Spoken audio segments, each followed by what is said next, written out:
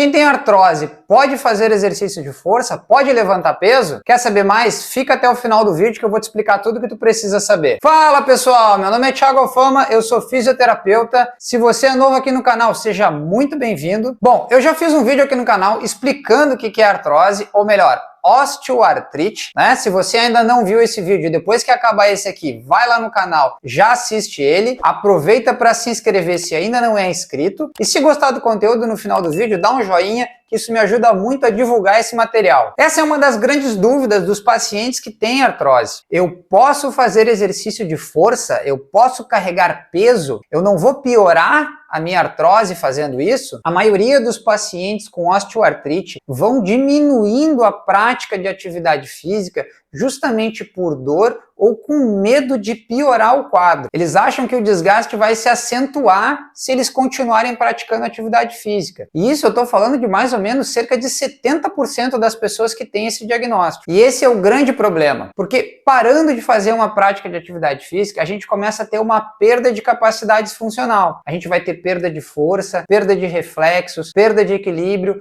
perca da capacidade cardiorrespiratória. Em algumas vezes, pacientes mais idosos ou que têm algum distúrbio metabólico podem até passar a desenvolver osteoporose. E, consequentemente, tudo isso vai levar a um aumento da dor, um aumento do processo inflamatório, um aumento da sensação de limitação. Eu já não consigo subir uma escada, eu não consigo caminhar tanto, eu já não consigo, por exemplo, pegar o meu neto, meu filho no colo, eu não consigo carregar o peso que eu conseguia antes. Essa sensação de limitação vai aumentando justamente pela perda dessas capacidades físicas. Nós já sabemos os benefícios do exercício, os benefícios do treinamento de força para esse tipo de paciente. Isso já está mais do que documentado na ciência. Mas eu vou trazer aqui para vocês um artigo que foi publicado em 2001 pelo JAMA Network, que é o jornal da Associação Médica Americana. Ele sinaliza a importância do tratamento não farmacológico para o controle da dor em pacientes com osteoartrite de quadril e joelho. Ele faz 8 recomendações de tratamentos não farmacológicos, sendo os 3 primeiros pilares no tratamento desses pacientes, que são eles: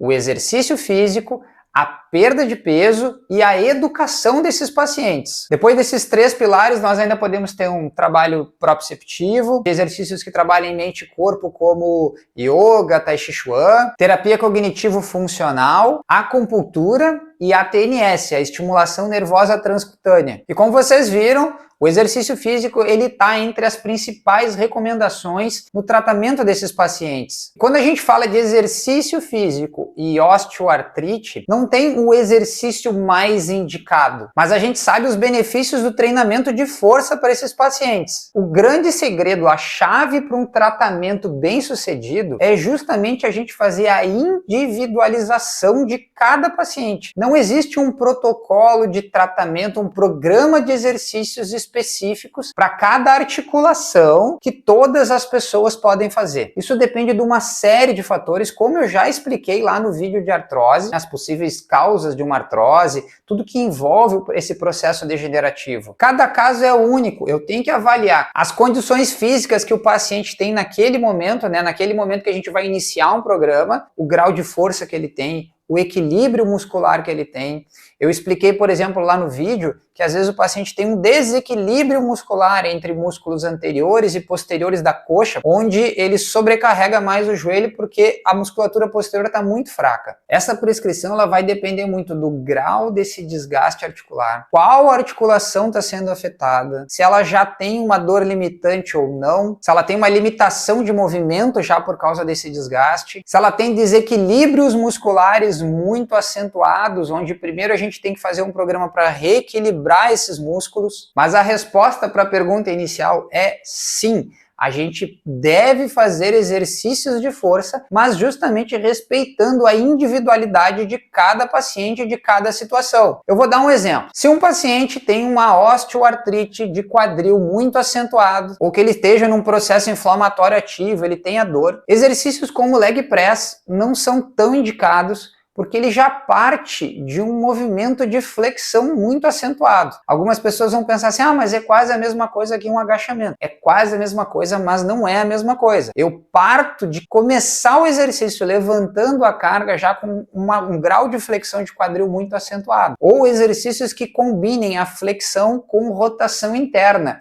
que é justamente quando a gente tem um maior atrito lá do fêmur com o acetábulo. Então tem que conhecer cada situação específica para fazer a prescrição de exercício mais apropriado. E os exercícios de força vão promover um grau de estabilidade melhor para as articulações. E para quem está me assistindo em casa aí que tem algum grau de artrose, está fazendo treinamento físico de força, coloca aqui embaixo se apresentou alguma melhora, se não teve, dá um depoimento do seu caso aí. E como eu falei, dependendo do grau de artrose, dependendo do grau de desgaste, da individualidade, se o paciente está com dor ou não, os exercícios eles vão começar de uma forma muito progressiva e vão gradualmente aumentando a carga assim que o paciente apresente uma melhora funcional. Se eu tenho um outro paciente que tem um desgaste na região do joelho, eu tenho que saber se esse desgaste é fêmur-patelar ou se esse desgaste pode ser, por exemplo, patelo-femoral. O grau desse desgaste vai permitir que esse paciente faça algum agachamento ou não, ou que eu tenha que começar primeiro com exercícios isométricos para estabilizar essa articulação, estabilizar o quadril, promover um equilíbrio muscular primeiro, para daí sim eu partir para exercícios como um agachamento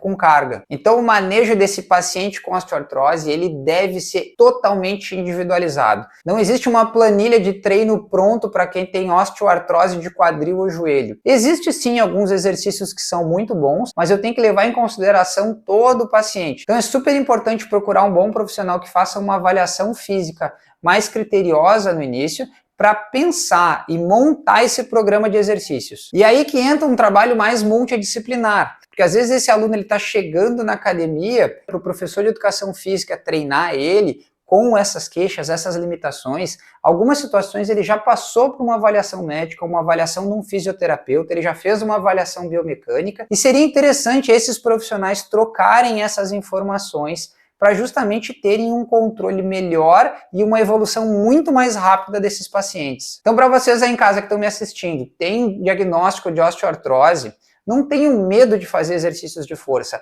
Apenas procurem uma orientação apropriada, procurem um profissional treinado que saiba trabalhar com essas situações específicas. O cuidado muito importante é o volume. Vou repetir, a carga total de trabalho, o volume que é feito. Se eu já tenho um processo de degeneração e ele é um pouco acentuado, talvez eu tenha que tirar o pé um pouco dos exercícios, eu tenho que diminuir o volume da carga de trabalho que eu estou dando. Isso eu estou falando em pessoas que são mais viciadas no esporte, já são viciadas num treinamento, ou que praticam uma atividade durante muitos anos e essa é uma atividade quase diária.